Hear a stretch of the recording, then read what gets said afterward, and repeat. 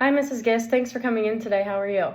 I'm good, thank you. I'm glad you took the time to be able to see me. Thank you. I know you just had some questions about Emma and being accepted into the IB program. Yeah, I just did. I just worry that maybe she's not ready, and I just wondered, like, how did she get in? Like, I really didn't think she was going to get in. And that is very understandable. So I have some of her data that we look at to decide whether a student is accepted or not accepted into the IB program. Okay.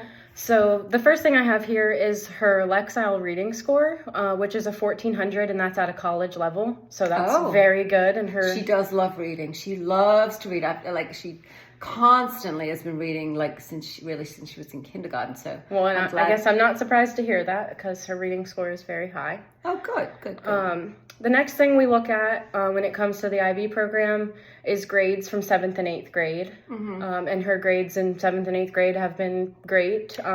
Mainly A's with a couple B's. Yeah, there was one, she got a B, like, in, I think, art. No, not art. I think it was, I don't remember, but she got a B, but I really feel like it was the teacher, but that's another story. So anyway, that's okay. Her grades looked great, and so we didn't question things about her grades for that.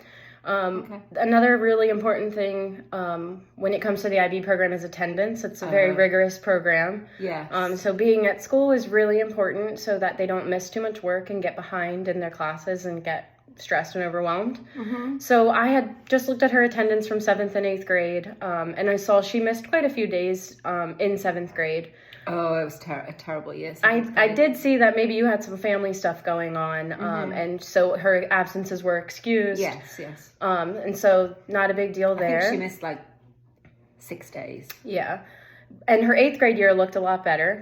She only missed 2 days with doctor's notes, so those were excused. Okay, good. So good. It doesn't seem to be an issue with attendance. Oh, good. Another thing we do is look at teacher recommendations to decide if a student is ready for IB. And the first recommendation I have from her teacher, Miss Smith, says she's very motivated and excited to learn, and is just excited to learn new things and is just very interested in the topics they're learning. Ms. Dill says she's very organized and knows exactly when assignments are due and is very good at keeping up on that, which is very important for the IB program because it can get stressful for students at times because it's very a rigorous program. And Mr. Folk said that she's not easily stressed and also that she's very organized and also excited to learn. So very good teacher recommendations.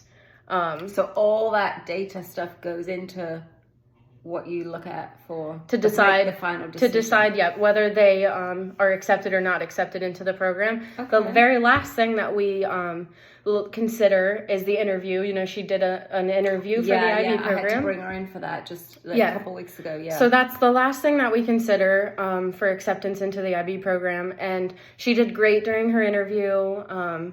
She seemed very confident in herself and her answers, and she seems very passionate about art and dance, which is great to know because we have specifically art, some higher advanced art classes that she may take in the IB program. So it was great to hear her talk about some of her passions and things that she's excited about, and art and dance being one of them. So good.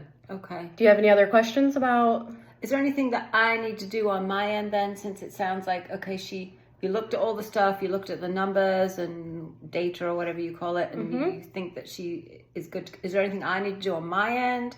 No. Okay. We will get her scheduled. So whenever she starts 9th grade, she will be scheduled on track to be in the IB program. And you already live in the district for the school. Right. That would be the only thing that would give you something to have to do would be to figure transportation out. But since you live in the district, there's no problem there, and there's nothing extra you need to do. We'll get her all scheduled. And if you have questions in the meantime or once you see her schedule, you are more than welcome to reach out. Okay, I'm glad you said that part because I always have questions and I feel like I'm like bugging the school all the time. So I don't want you to feel like I'm bugging you, but I have a lot of questions. She's my only kid. We're here to answer those questions. Pride and joy, and I just want to make sure that everything goes well. I understand that. She's very smart, as Yes, you can see. she is. She's very intelligent. I heard you say that like all her data looks really good, and so I just want to make sure that she's on the right track. Yes, for and college. she is on the right track right now. And if you have questions, don't hesitate to reach out, email me, give me a call, and I'll be more than happy to chat with you and make sure you understand what's going on. Great. Thank you so much for meeting with me. You're welcome. Thank you for coming in. Sure, thank you.